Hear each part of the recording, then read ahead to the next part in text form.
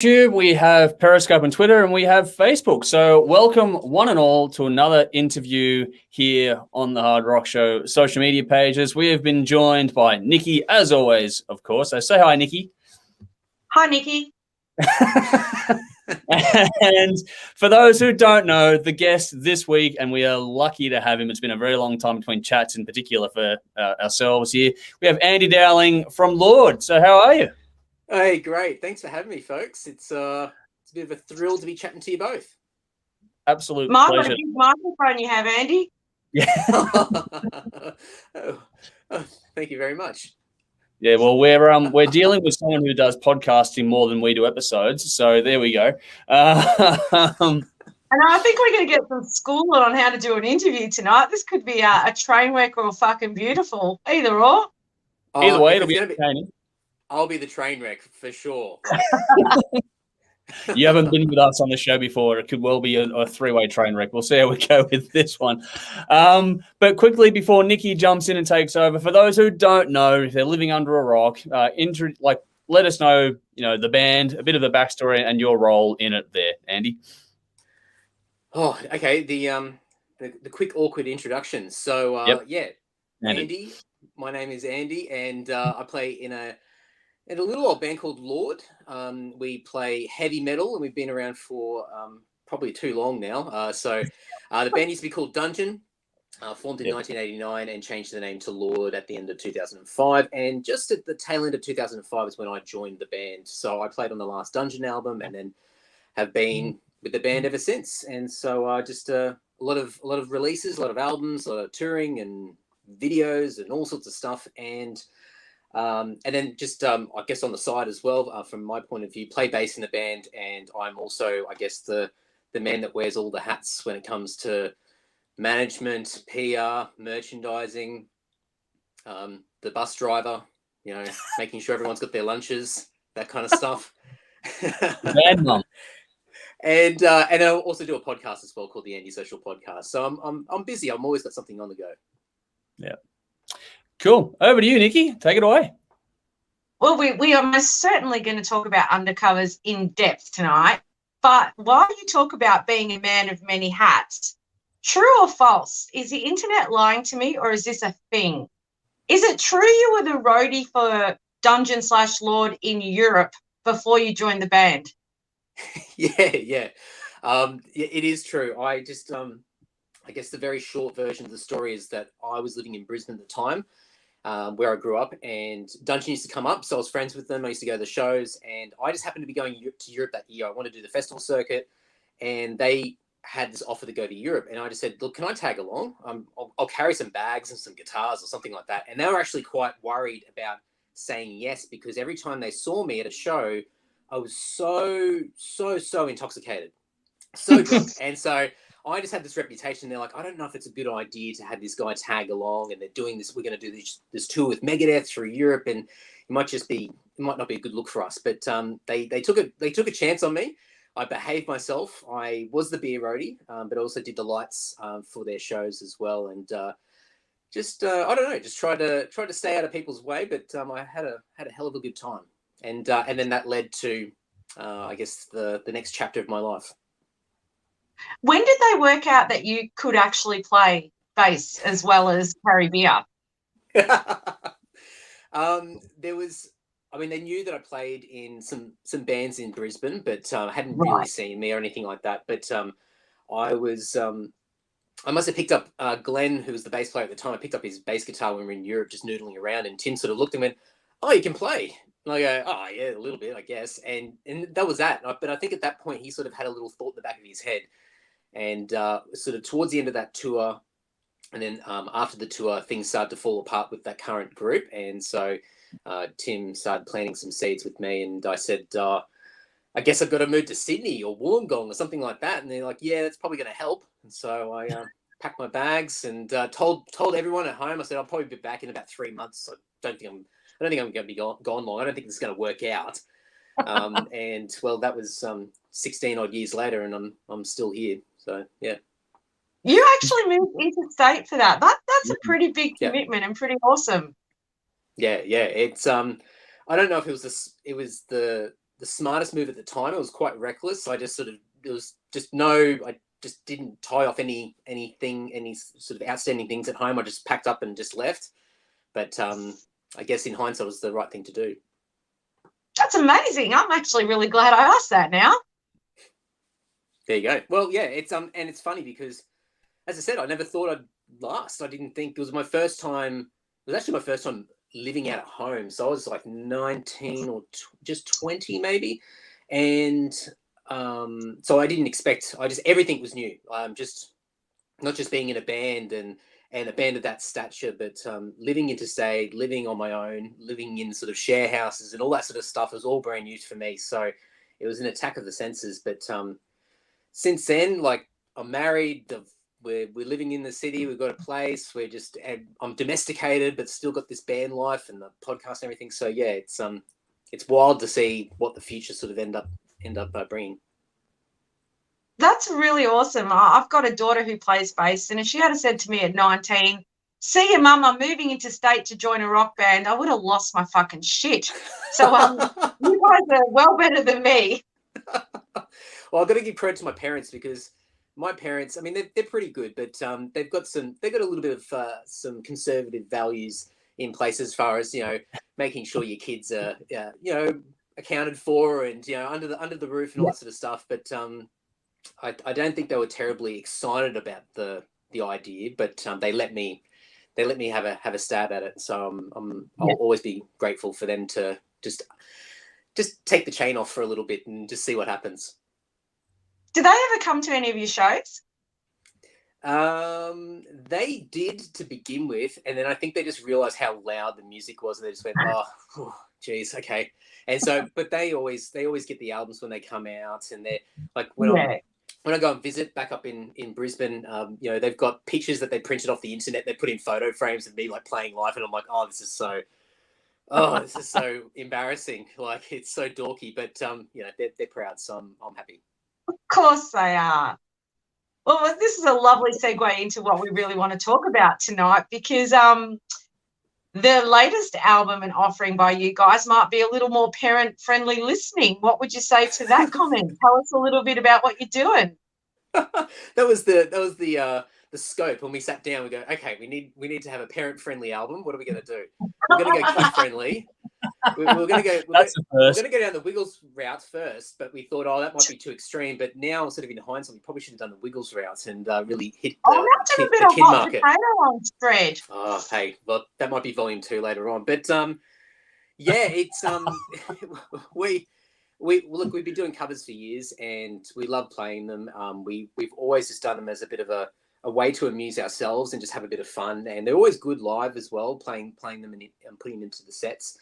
But then we found that they were really useful when we were releasing albums. So all over the world, we'd release music in Japan or in Europe or even here in Australia, and we do like unique track listings just to try and make the local product a little bit more enticing and attractive. So we just kept doing these bonus songs, these cover songs, and after a while, people just started hitting us up going, "Oh, whatever happened to that cover song?" And I'm like, "I don't know. If you can find the Japanese press, it's long gone, and it might be in a second-hand shop somewhere in Tokyo, if you're lucky." And so eventually it got to a point where, especially with the last 12 months, with everything that's been going on in the world, we couldn't do a lot else. So we thought, let's try and just grab them all together, put them in a compilation, and record a couple of new ones as well, and just chuck it out there. But it was really just an interim release, just to kind of keep the momentum going and have something to talk about. But it's done a little bit better than we were expecting, so it's been good. Well, that was one of my questions. Sorry, Nikki, you're just saying that I was just jumping in there to say you've had some good chart response as well as some interesting feedback from people that you've covered on this one. So it's fair to say it's gone pretty far and wide, this. It's ridiculous. It's like, as I said, we not so much that it was a throwaway release, but it was something for us just to kind of wrap up a package to say, everyone who keeps asking us about covers, here they are. They're all in one centralized spot. They're nice and easy, and we'll just make it like an attractive little thing that people will like. But we just thought our little inner circle of immediate people who always buy our stuff no matter what would just be the ones who buy it, and that's it. But we announced it, and we did the first single, which is the Savage Garden cover, so it's a bit out there, but we've got a reputation of doing out there covers. And it just kind of got a life of its own. And as you said, like as you alluded to, Darren Hayes of Savage Garden picked it up and gave it a bit of love and just said how great it was. And my PR hat came on, and I thought, I'm milking the hell out of this. So just going hard. I'm just trying to get it out there. Just everyone needs to know that Darren Hayes has praised our cover, and it's worked really well. And yes, the chart success has just been like, I mean, we didn't predict it at all. Towards the end of the campaign, we thought there might be a chance that we might just sneak in. It might be a quiet week, but no. Geez, it's crazy at the moment because of what's just happened in the last couple of days. So it's good. Nice feeling. So loaded question, where do you stand on the independent release chart at the moment, Andy? Right now, where do we stand? Well, the last post I saw, I know where you were. So, yeah. Oh, I think we're still number one. I was going to say, we are. It's number one. I think it's number one. Yeah, number it's one. Pretty fucking awesome. So when we did Fallen Idols a couple of years ago, we didn't even think about charts. We had no idea. Like, we've never done charts or anything like that. We just sell and just go to play shows and sell CDs at gigs, and no one keeps a track of that stuff. And someone just messaged us and said, you hit number 20 in the ARIAs for Fallen Idols. And we're like, what? Like, you got to be joking. And so we looked up and go, it's legit. Like, how does this even work? We didn't even know. And then the independents, we got number 2. And I just put it down as like slow week. We just got lucky, just good time, right place. Like, it wasn't that much of a feat. And so this time around, when we got the news for the ARIAs first, which was number 7, and that was the debut at number 7, correct? Yeah, that's right. And we were predicted to be in the top 15, which I just thought was just ridiculous. I thought, if we get number 15, I'm going to just lose my shit. It's going to be insane. And then 5 p.m. Friday afternoon rolls around, and I look at the charts, and I'm like, we're not there at 15. Oh, my God, where are we? Are we 16, 17? I went the wrong way. Because I'm thinking we're like, hopefully we're 20. And I scrolled the wrong way, and then eventually I'm like, oh, no, we must have been 21 or something. And then I went back up, just scrolled up really quickly, and there we were in number 7. I thought, what? So going into this week with the independent charts, I didn't want to get ahead of myself, but I sort of tried to work out, well, if we got 7 this time, then there must be a good chance we're going to get 1, or at least just get 2 again. Even sort of having that feeling in the back of my mind, when I saw it last night and saw it was number 1, I just surreal. It's just so weird. So weird. No, congratulations. You should be really proud. Yeah. That's awesome. Yeah, thank you. Yeah, it hasn't sunk in yet, but eventually I'll load up on the beers and probably shed a tear or something like that. I'm just going to quickly jump in. I'm sorry, my internet seems to be a bit shitty tonight, but I'm going to jump in momentarily here. Glenn Lenarden, who said hello, he said, love the bit of Lord earlier. Keep up the great work. But he said he loved your Wasted Years cover. That's been his favourite. So there we go. Hey, thanks, Glenn. David Fowler, who's a big supporter of yours as well, he said hello earlier on, as did Nude Snool, who's a regular of ours on our broadcast. So thank you all for tuning in. Darren Humphreys has piped in with a question, though. What are the introductions all about? The brief discussion of why the song is being covered, inspiration, etc. So what's your response to that one there? My response to the question. Okay, so I'll tell a quick story because it'll give some context around these. So as we were putting together the release, and there's 23 songs, and so as some of you may have seen, when you go on Spotify or Apple Music, there's only 11. So we really wanted to make Bandcamp the place where people were rewarded for supporting us. But what we wanted to do is just do a bit more bang for buck and add a little bit more. So Tim and I decided we're going to do a podcast, and I've got a microphone here, so let's do that. So we caught up, and we hadn't caught up for 12 months. So we'll catch up for lost time. We're having a great old time having a chat, and we were meant to only do it for an hour. And by the time we wrapped up, we looked at the time and thought, oh, this is over 2 hours. This is ridiculous. What are we going to do with it? And so Tim's like, oh, I'll have a listen. Might have to edit it out or whatever. So he listened back. He goes, no, let's just leave it. Like, I'll just clean it up. But it's good. So what we did is we split it up because we talked about every single song on the release. And we talked about where we were at the time as a band, the bands themselves that we covered, like why we loved them, what memories from when we were growing up, the songs, the recording process, like some of the reasons why we recorded the songs were really specific as well. Like a lot of them were like studio tests before we went in to record an album, just to make sure that the gear and the setup was correct. So we would test with the cover song. And it was just a lot of fun. So we decided instead of just having the 23 tracks and then you could just download a podcast, we thought, let's integrate it in so you can hear the introduction, then listen to the song, and you've got the story and the context. And it seems to be going really well. So yeah, long story, long-winded answer, but got there eventually. I'm just going to jump in on that because I am one of the people that bought the pack on Bandcamp. And I am actually going to ask the question, is it still available? You had a package going with the CD, the T-shirt, and obviously the extended digital download. Is that still available if anyone wants it? Yeah, I'm looking across my room because I've got these boxes I'm trying to get rid of. I only have like a handful of CDs left. And I actually miscalculated my T-shirts. So I've got another box of T-shirts on their way, but that's probably going to be it. But just on that note, so obviously the digital download will be there forever. Yeah. But we are going to maybe tonight or maybe tomorrow put another announcement out for some more merchy kind of stuff, because we've got to keep this machine moving, especially with this chart stuff. So I've in the last 24 hours, I've gone from no idea to an idea, and it's a thing now, and I'm going to see how it goes. But yes, there are a few T-shirts, CDs left. The reason why I asked that is I really wanted to reference it because as someone who did get the digital download as part of the pack, it's so worth it. Apart from the extra songs, and I was talking to Andrew offline earlier, it's like I don't even know what's on the CD because I haven't got the CD in the mail yet. I only know what I've listened to on the download, and I'm so stoked with it.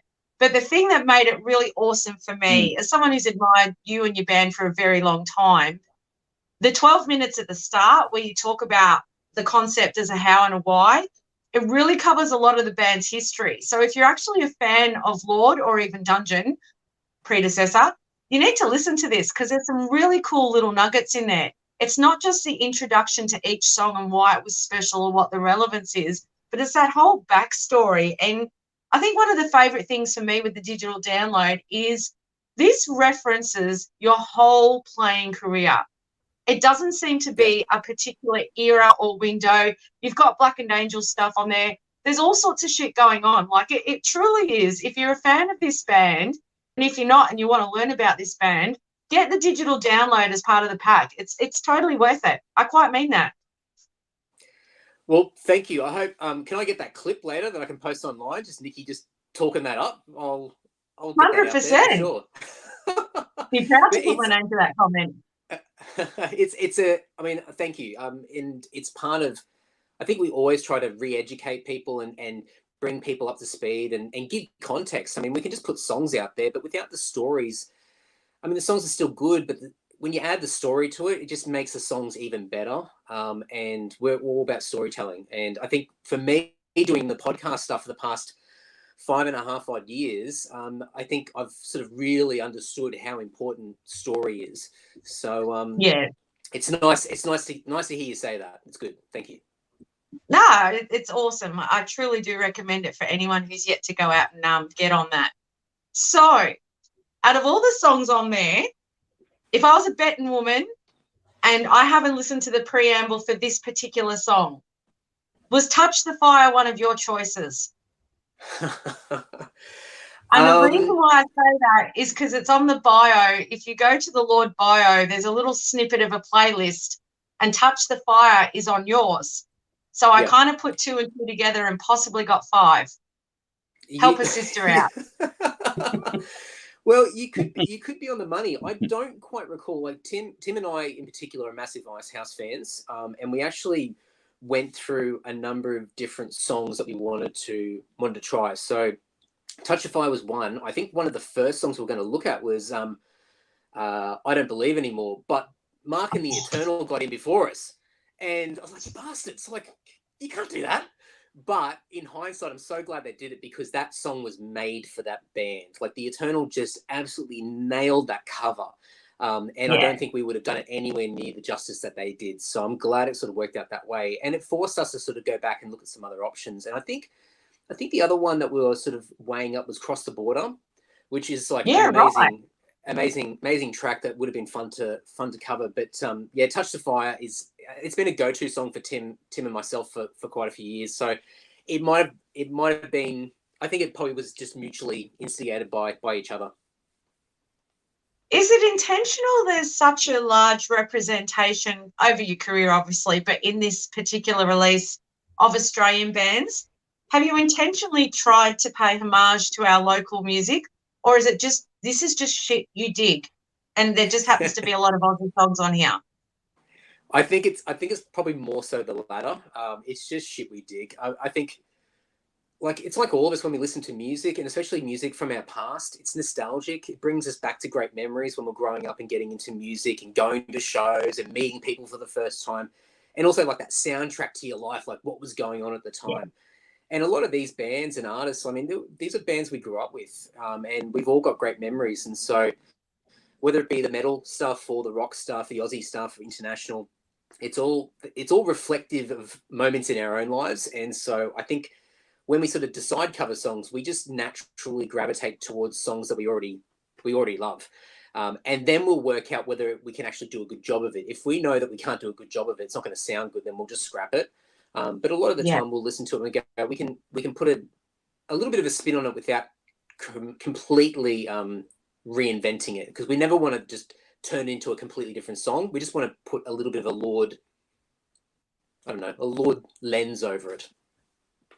Yep. A case in point for that, the most random song I think you've covered, which also happens to be a song I fucking loved as a kid, so you've got me right in the sweet spot.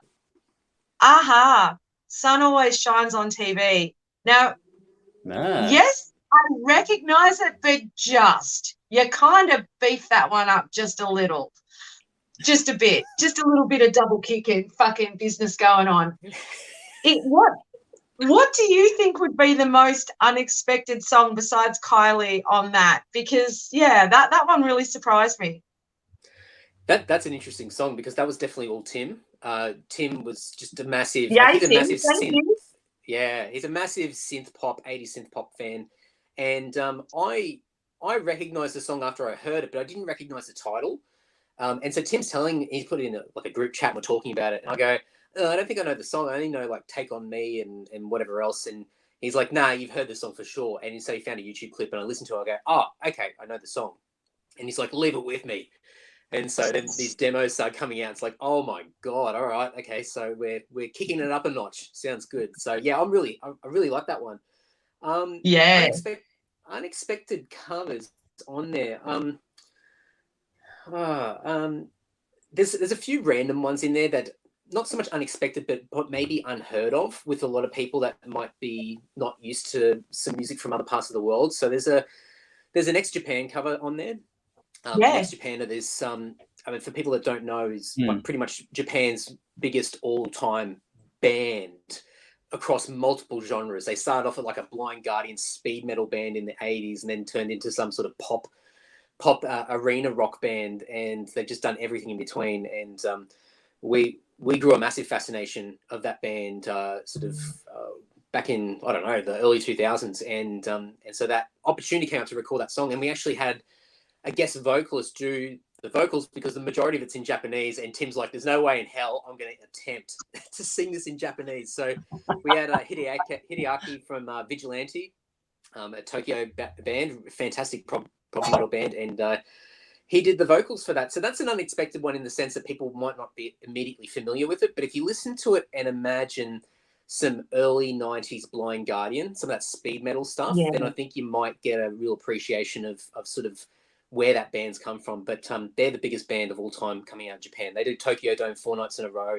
They're bigger than the Beatles ever were. They're just insane how huge that band is. So that's a bit of an odd one that we've got on there, but it definitely has a lot of great memories attached to it. Cool. Nice. I might, if I can, if my internet holds up for just a moment, I'll try and jump in for just a second. My apologies tonight. It's not going well for me. Darren Humphreys has said, amazing that an album can have Wasp followed by John Farnham. So there we go. Agree.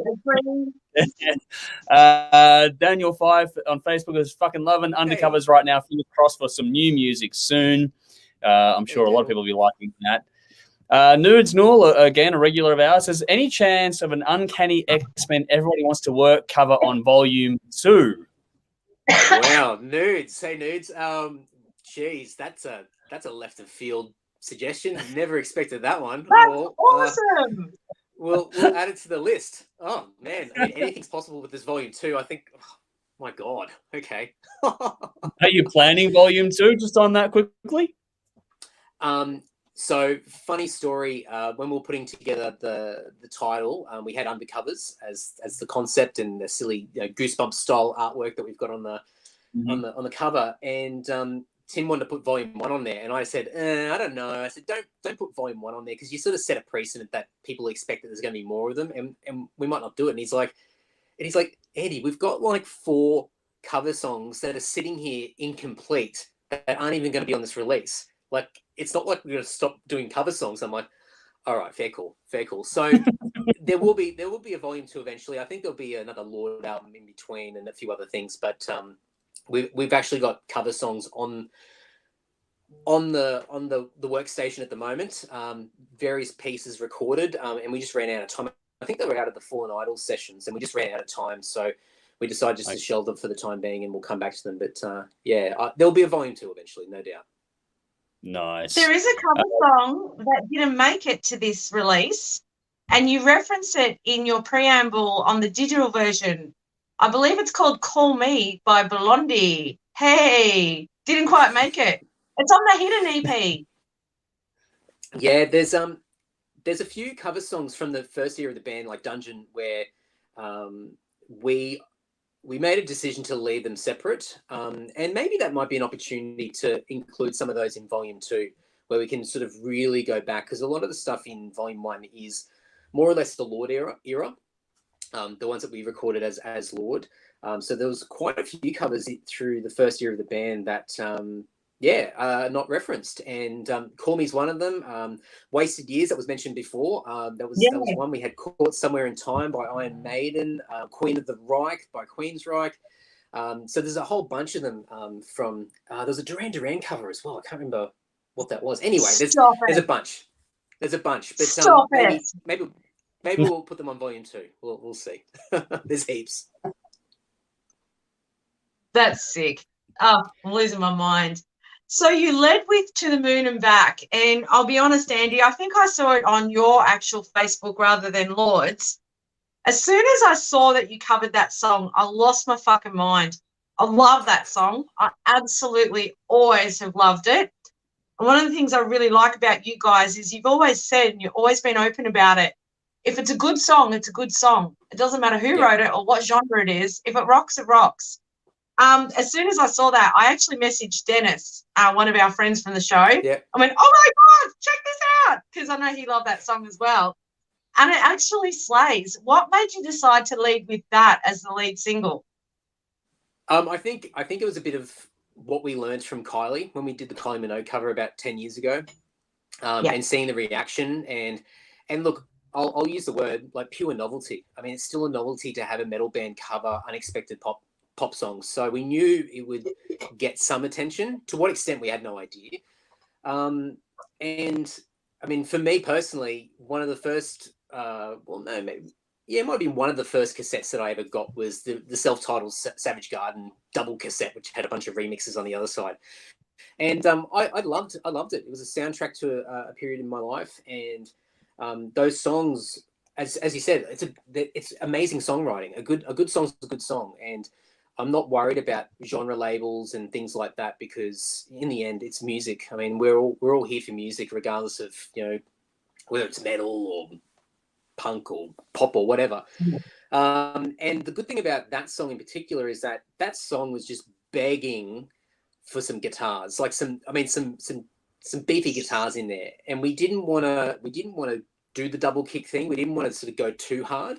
We wanted to just pay respect to the original, but just give it a little bit more urgency and a little bit more beef in that guitar area.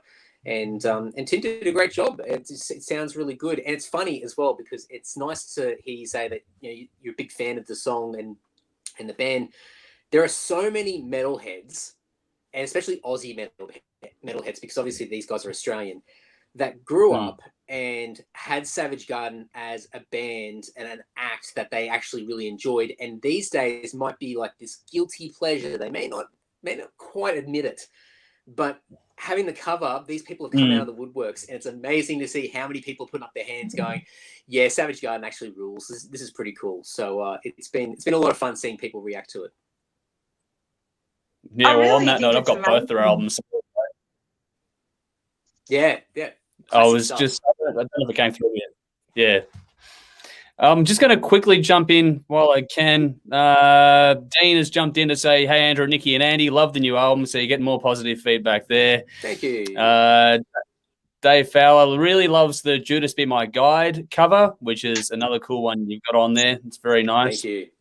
But he also asked a question earlier on too, which we've got the right person to talk. Is great with merchandising and adding extra goodies in from other artists. How important do you feel this is? Because you're always posting about other bands getting their stuff in with any packs you send out to. So what's it all about, and just the general approach to merch for you? I've got to make sure I don't talk for the next 3 hours, as we may have predicted, because this is something that Nikki's fallen asleep already.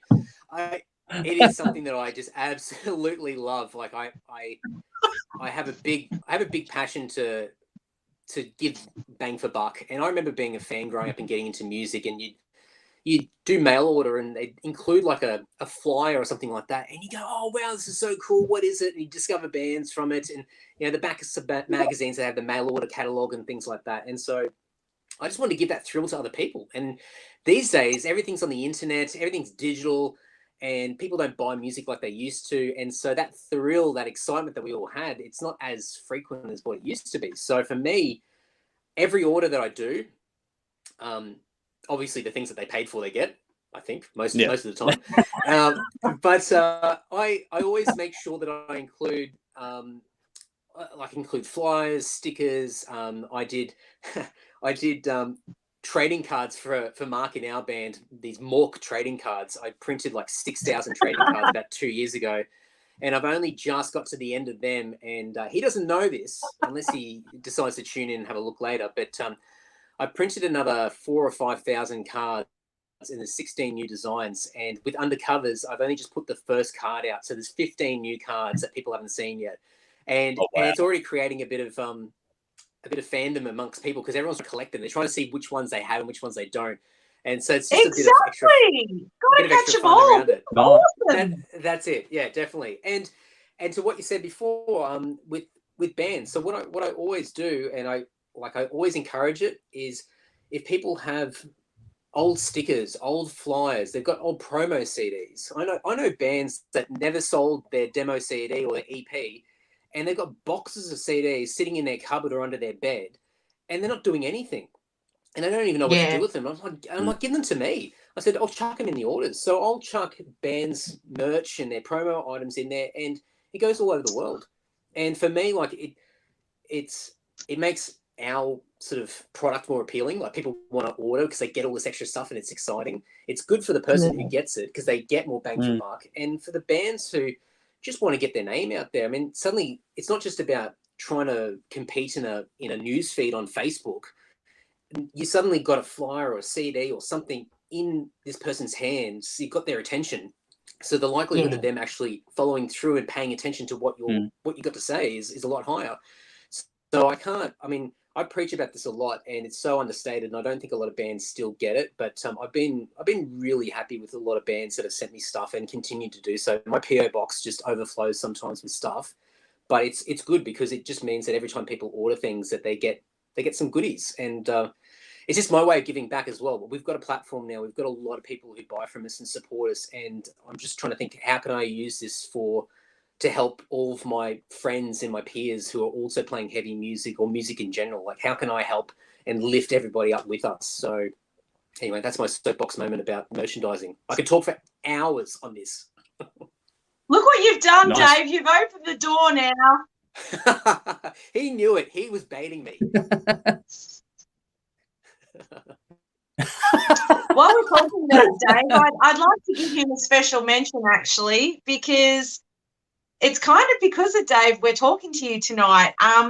Definitely, I wanted to talk to you. That's not even a question, and I know Andrew always wants to, but it just kind of, the timing was just perfect. A random comment was made. Dave said, oh, you should talk to Andy. I'm like, I'd fucking love to talk to Andy. Next minute, here we are. So I do have to give a nod to Dave. So thanks for making that happen. Thanks, Dave. Excellent. You legend. And thank you to you, Andy, as well, for obviously coming. Oh, my pleasure. My pleasure. Any excuse to talk. Heard that about you. Yeah.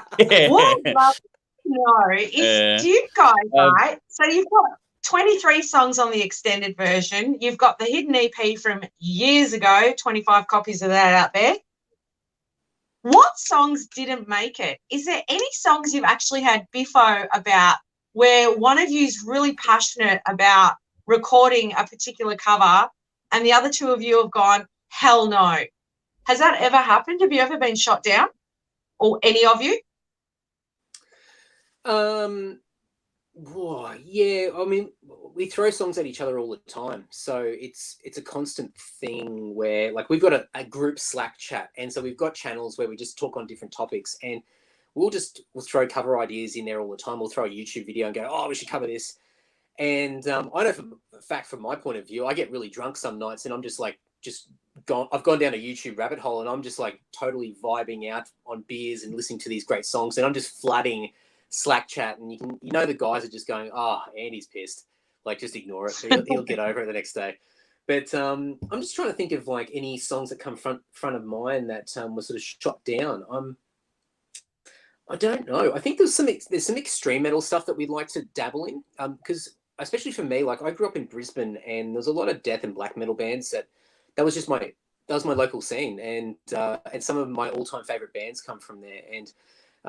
And yeah, Tim likes a lot of extreme metal as well, and I just think there'd be songs there that we could potentially be really clever about without butchering them and without blasphemizing these blasphemous songs. Yeah.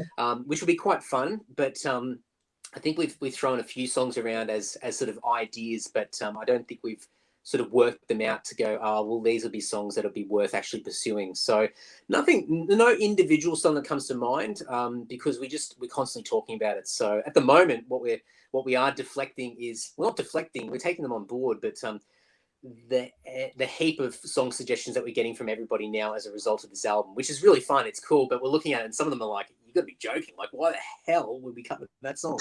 But there are some good suggestions, so we'll see what happens. I hope someone slipped a cheeky ABBA recommendation in there. I'd love a fucking ABBA cover, just quietly. ABBA's definitely come up in the past, so hey, never say never.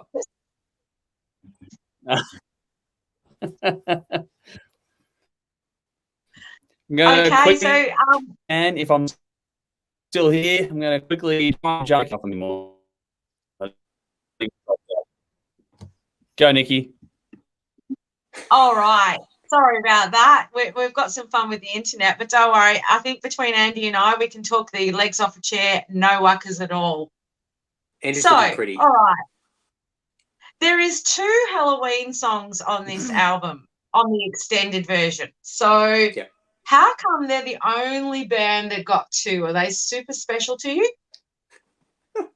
Yeah, they are. I mean, we're massive Halloween fans, right from day dot. You've toured with them at some point, haven't you? Have you been on the road with them or on a shared bill with them?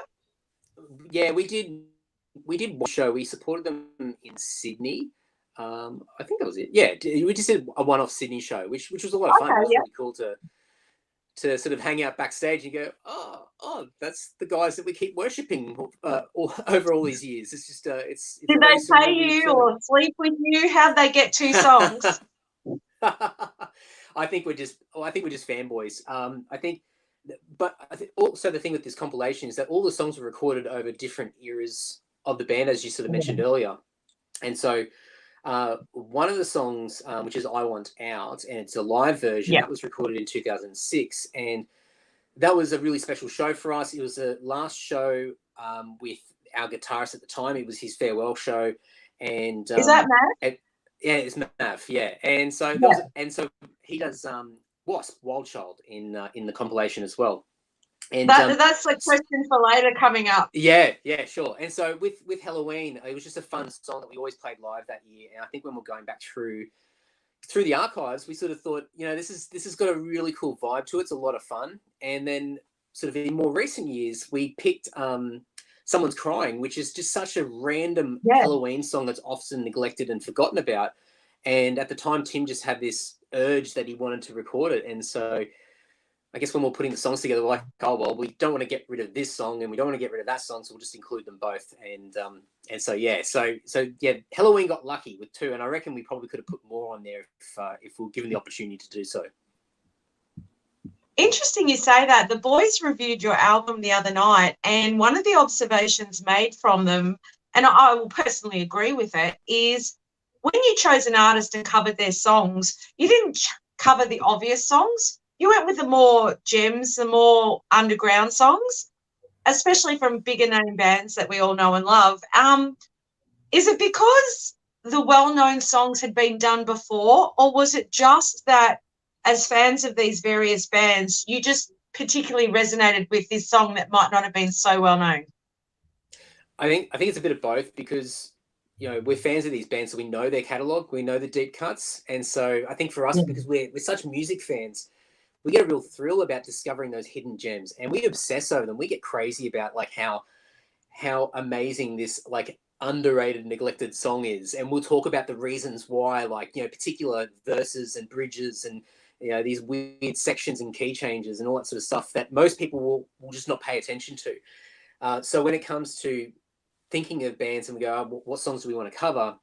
We often sort of naturally navigate navigate towards those deeper cuts, because there's songs that we've obsessed over and we're like, oh, it'd be so cool to do that because, and going to the other side of it, because no one else has done it, or not very many people have done it. And I think some songs, like there are some popular songs that we've certainly covered, very obvious ones from bands' catalogs, and they're still fun, but I guess there's a I don't know. I'm trying to think of the right way of describing it. There's a sense of this guy sounds so wanky, but it's almost like a sense of danger when you're recording something that not very many bands have recorded in the past or have recorded it at all. Because it's like, is there a reason why nobody's bothered with this? Are we like fools because we're picking this song? And is this going to just die in its ass? And luckily they haven't. But I just think there's an element of risk that we take with these songs, which we really love. We get excited about, and so it's a bit of both. I think it's just an appreciation of the band's deep cuts, and also just having the thrill of doing something that not a lot of other people are doing. That's cool. On that, I'm back for a second. I think I've sorted out my internet, so I think I'm a little more stable. Ended up hotspotting from my phone because my NBN sucks. Fuck you, Telstra. So on this sort of note here, Darren Humphreys has piped in with, there are none of the usual Cold Chisel or Midnight Oil pub classic covers. Is that an intentional, I guess, attack, for lack of a better term, from you guys there? No, not so much. I think those bands are probably not Tim's immediate cup of tea. I think he appreciates them and he's got some songs that he likes here and there, but he didn't grow up with them as much. And for me, I didn't really grow up with a lot of those bands either. It's only really been in recent years, and probably the last 10 years or so, they've really sort of developed a fascination for a lot of those bands and an appreciation for what they've done, and their songwriting is just incredible. But I guess for Tim and I particularly, I always exclude Mark from this, because I think a lot of this is like Tim and I just telling Mark, go, hey, Mark, like we're going to cover this song, unless he unless it's like a Symphony X song or something like that, or some sort of European or progressive sort of metal song, then he's not as keen sometimes, but he ends up loving the covers afterwards. But Tim and I love anything with synth and that sort of real 80s ambient wet vibe, like that wet production. And Chisel and Midnight Oil and some of those bands just had a very dry rock, sort of really gritty sound that I think immediately, or to begin with, weren't appealing. But I tell you what, there are some kick-ass Midnight Oil songs and Cold Chisel songs. I'm actually a massive Jimmy Barnes fan, especially some of his 80s stuff and early 90s stuff. I guess I had a question the other day about why we haven't covered an AC/DC song, and I think it's a similar sort of thing. Ooh. We have to try and work out a way to cover it and actually make it sound good, because Tim's vocals, and if we share the vocals around, I don't think any of us could do a good Bon Scott or a good Jimmy Barnes or a good Brian Johnson or anything like that. We would have to hit it from a completely different angle and try to do it justice in the respect that it deserves. And it's just very outside of the scope. So once again, never say never. But at the time, it's just more of a case that they weren't the immediate bands that we enjoyed. But there's definitely more Aussie stuff on the way, like the stuff that we've sort of half finished. There's still some Aussie classics there, and bands that we've never covered before as well. So I was actually disappointed that we couldn't get them out in time, but I'll be looking forward to when we eventually show everyone. Cool. Andy, I'm just going to take your notes. Get your pencil and write it down. Go to Tim. Write down the song "Love and Adventure" by Pseudo Echo. Just trust Auntie Nikki. Nikki, don't say it. Don't encourage Tim. Like he's the biggest Pseudo Echo fan. It's a banger. Oh my god! No, they're great. It was Tim's voice. It's he's the biggest fan of them. He's a massive Brian fan as well. And for me, if I had the choice, and I know this would be blasphemous for most Pseudo Echo fans, but I want to cover a song off the Race album. That album is just ass. And I know it's not a true Pseudo Echo album in conjunction with everything else that they've done, and I know that was a bit of a dark era for the band. But man, they had some belters on there, some cool stuff. But I think Tim has some songs in the works when it comes to that band. I don't know to what extent or what songs just yet, but he's been toying for a while, so we'll see. Yeah, but you could end up being very happy down the track, Nikki. I'm already happy. Let me be clear. It's not like I'm not happy right now, so I don't want to sound ungrateful. Gonna quickly jump in again. Sorry. I'm going to quickly jump in. When we were talking before about how Dave hooked this all up, he just responded saying, thanks, guys, and we're giving him a shout-out. So I just wanted to give that a nod. And while we're doing the nice stuff here, Nudes said he did the run for autism last year, and Andy donated. He just wanted to say thanks, mate, for that. So my pleasure. Hopefully that one came through as well. Ricardo Ball has gone a doubleheader. He's gone the Motels, surely, and then he's also...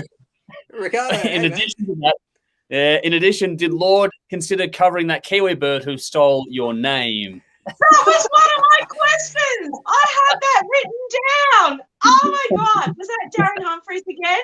That was Darren. Ricardo Ball. Ricardo. I wanted to ask if you're going to cover Royals. You stole it. Ricardo is a troublemaker. So Ricardo, just to give him a little bit of credit, he's the vocalist for Auckland band Just One Fix. They've been around since the late 90s. Just a killer metal band, so definitely check them out. Were they on a podcast of yours recently, Andy? I think they may have been. Maybe 2 days ago. Yes, that's right. But no, we haven't considered Lord with the E. We've certainly been asked about it in the past, but I think it's just a little bit too out there. And I don't know. I mean, who knows? Who knows? We might grow an affection for what she does. I think she's good at what she does, but it's not sort of the music that any of us sort of gravitate towards immediately. But maybe there's a joke there to play on. So. Well, Andy, has anyone ever accidentally sent Lord a dick pic thinking it was the female Lord and not the Metal Aussie Rockers Lord? Well, not me, but I can't speak on behalf of Tim. Maybe Tim's had a few come through him. I asked the hard-hitting questions. Oh, the hard-hitting questions for sure. Oh, thanks, Ricardo. I fucking love that question. That was straight out of my playbook there. So thank you. He's just jumped in and apologised for causing trouble. So there you go. Love your work, mate. Yeah. Andy, we are actually talking to you, and I'm actually going to steal one of Andrew Brown's questions. But Andrew, if you want it back, please feel free to. No, and we're going to talk about the cover of Cutting Crew, I Just Died in Your Arms Tonight. Tell me a little bit about who sung that bad boy. I think it was me. I think yeah. Yeah, I managed to convince the guys to take over lead vocals for that one and sing that song. It wasn't the plan initially. The plan initially was for Tim to sing it, and then when he went in to track the vocal, he just realised it just wasn't coming out the way that he wanted it to come out.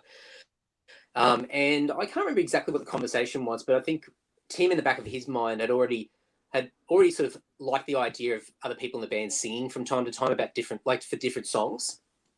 And I think he kind of toyed about the concept of Kiss. You know how Kiss have all got original songs, and Gene will sing a song, Ace will sing a song, Peter Criss and all that sort of stuff. And we haven't quite got to that point with originals, but at least the covers, we've dabbled in it. And so Tim just said, look, do you want to give it a go? And I'm like, oh, yeah, I'll give it a shot.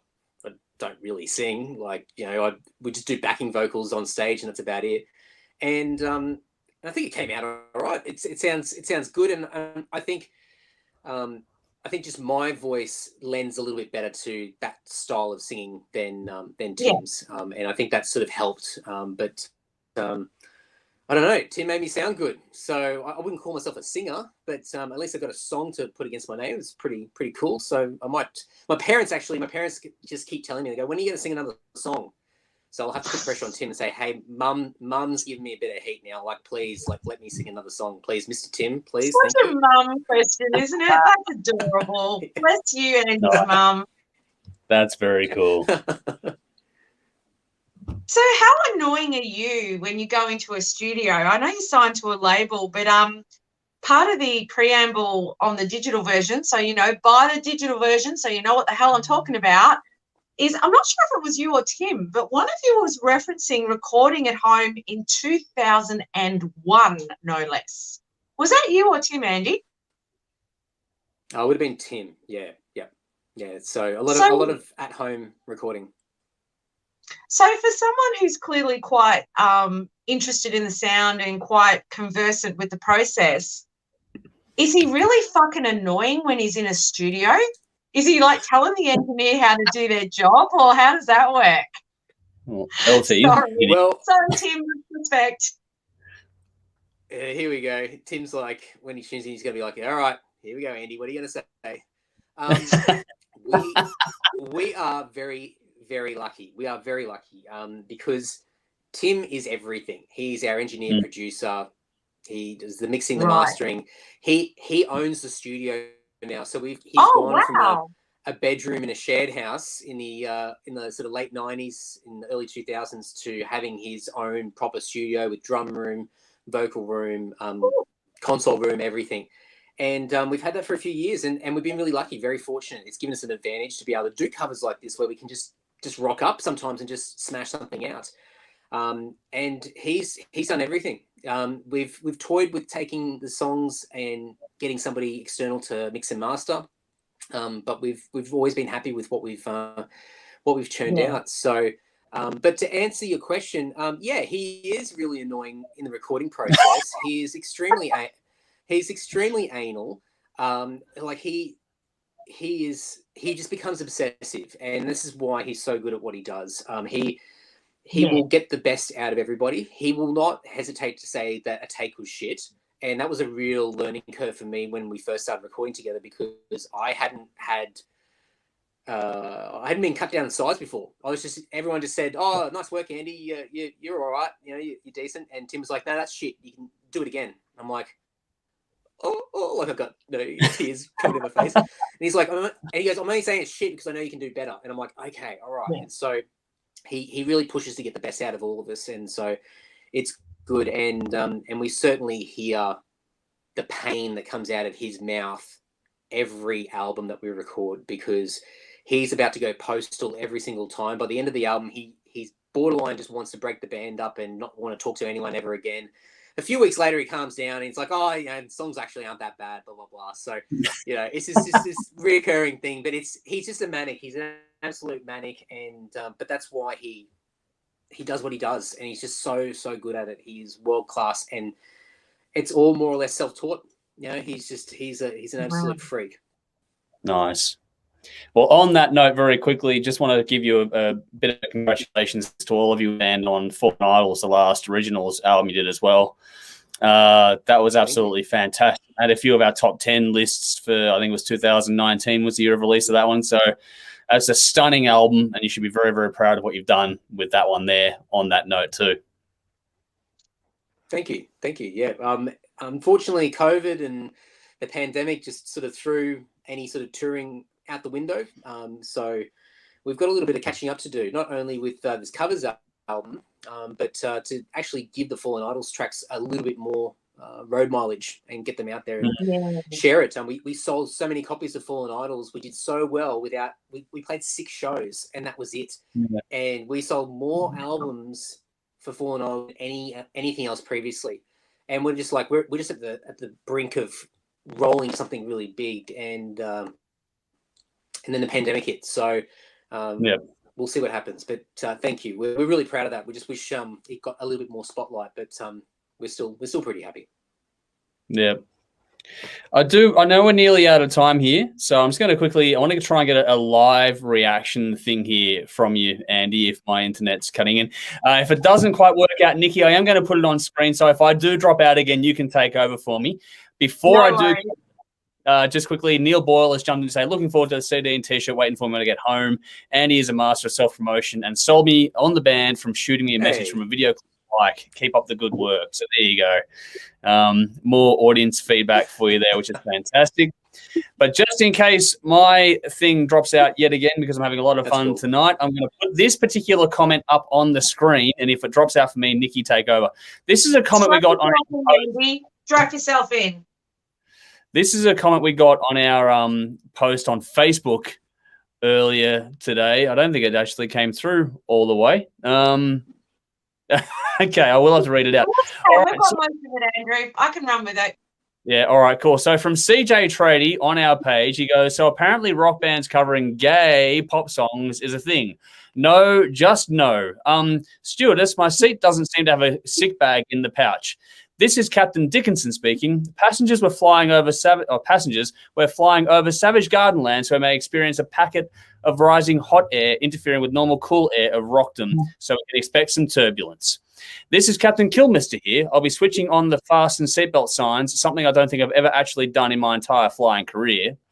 This is Captain Osborne speaking. Can Captain Halford please make his way back to the cockpit? Passengers, this is Captain Halford speaking. I'd just like to reassure you that I've been in the cockpit the entire flight. In fact, I don't think I've ever been out of the cockpit my entire flying career. That was a very lengthy reply by someone who decided to jump in on Facebook with the post sharing this one. That's a very in-depth, interesting feedback. I don't know, whatever. Have you got any thoughts on that one? Just as a live response.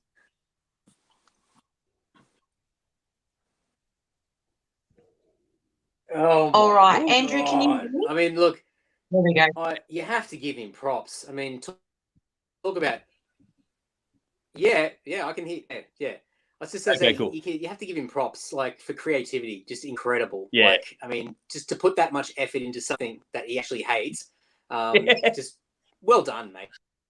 Yeah, well done. Like, good. In the end, we know that not everyone's going to like all these songs, but I think just the fact that he sat down and went, right, I'm gonna tell a story here. Well done. It was good. I liked it. Effort is always valuable, isn't it? Look, I had a comment to Andrew about that, and CJ Trady, if you're watching, this is absolutely a comment for you, and let's have a discussion. I value and respect everyone's opinion, and we all like different things, and I'm okay with that. What I'd love to know from CJ Trady is, this band has earned its stripe for nearly 2 fucking decades in the Australian metal scene. Have you ever bothered to buy or listen to an original Lord album? If you have, then I will accept your feedback on this album. If you are basing your opinion purely on this album and nothing else, that's cool. You don't like this album, that's fine. Go out and listen to their back catalogue. Listen to Fallen Idols. Listen to all of it. That's my only comment to you, CJ Trady. It's okay to not like covers, but I truly hope you know this band has well and truly fucking done its time in the Australian industry, and it's not their first release. Just bear that in mind. There we go. Nikki's going to bat for you. Nikki. Oh, Nikki, I need you to just defend us at 24/7. I need to pay you a wage. You don't need me to defend you. Your music stands for itself, man. But people are going to have comments and opinions, and that's okay. They're allowed to. Oh, I just we wanted do it. him to see the bigger picture. I just didn't want him to be insular on this one release. I just wanted him to know there was more to you than that. Yeah, no, CJ, if you are watching this, then make sure you go and check out Fallen Idols, if nothing else, because that will really Well, it change sounds like your you mind. just listen to one song anyway. Yeah, pretty much. So Nudes has jumped in on the back of that saying he's against the idea of a Wah Wah knee cover then. Dave Fowler's jumped in and say, well said, Nikki. And then Darren has come with the factual response saying only Dickinson can fly a plane, which is most definitely true. So there we go. We do have to wrap this up. I know you've got a limited bit of time there, but I do want you to give a quick plug to your podcast while we've got you, mate. So the Anti-Social Podcast, give that a bit of a plug and let people know what that's all about.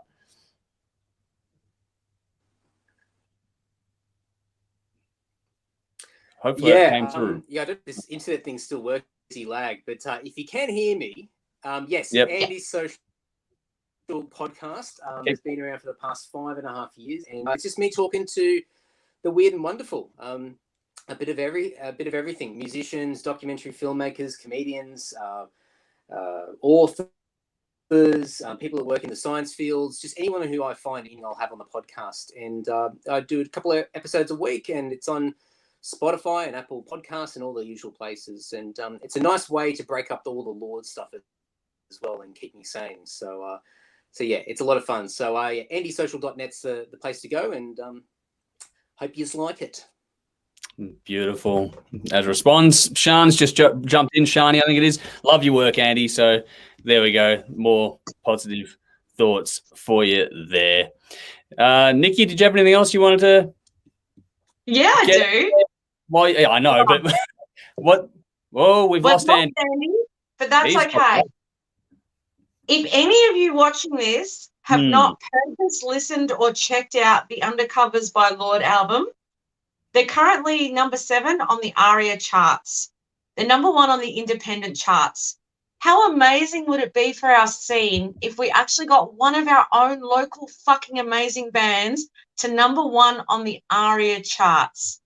Go to Bandcamp, go to Spotify, go to your record store. I don't care how you buy it, buy it. Let's do this for Aussie local metal. Let's get them to number 1. Let's get them noticed, because you know that's going to open the door for everyone else. Get on it. Do it. Not just because it's a great album. It's a covers album. Their original shit is fucking epic. Let's just get that name out there, support Aussie metal, and just get it known nationwide. Do it. Sorry, Andrew, but I really feel passionately about it.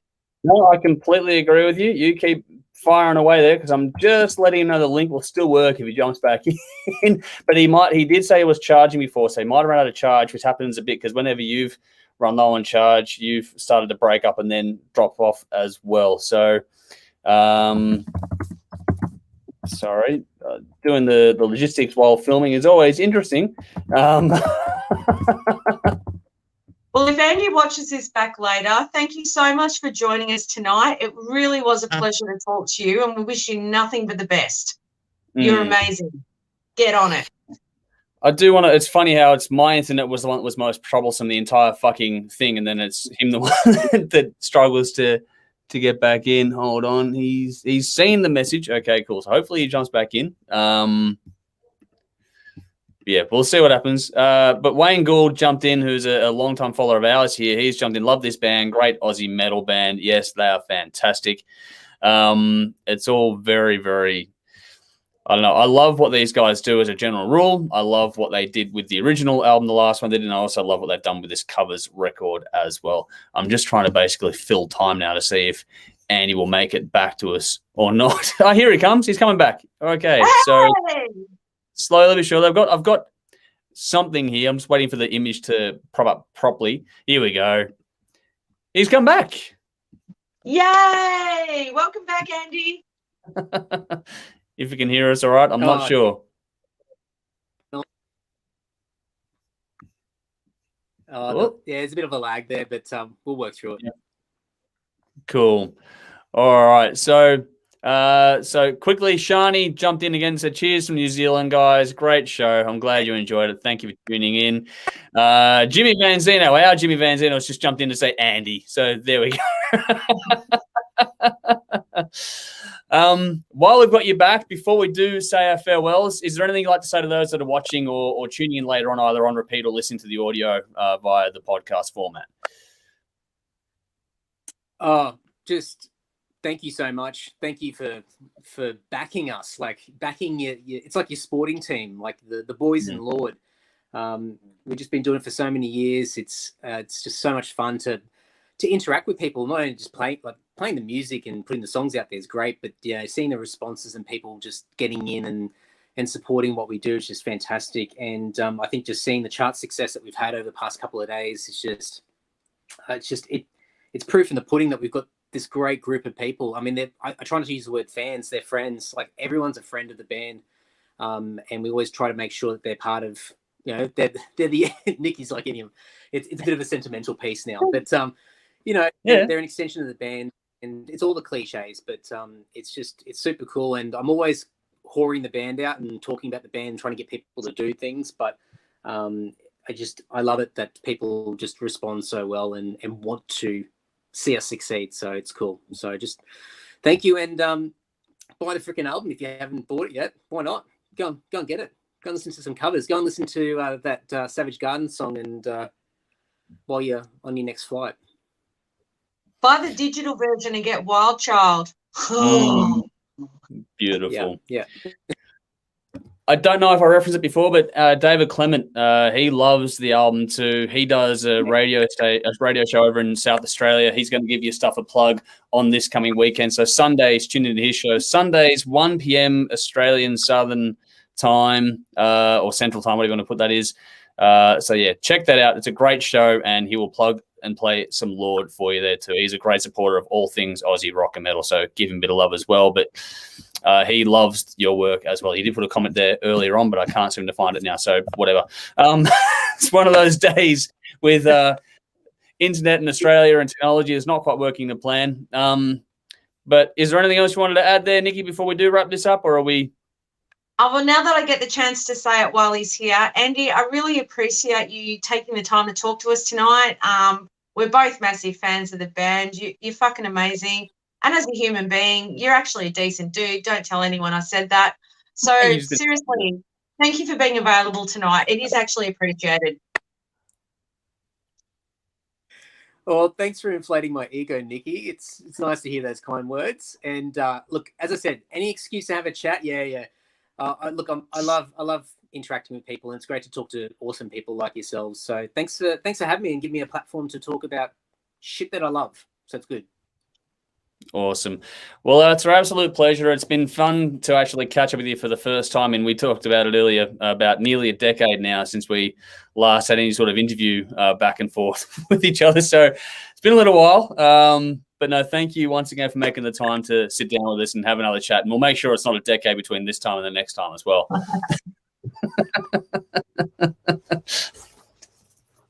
Yeah, get me back. Yes, we'll get you back much sooner than this time around.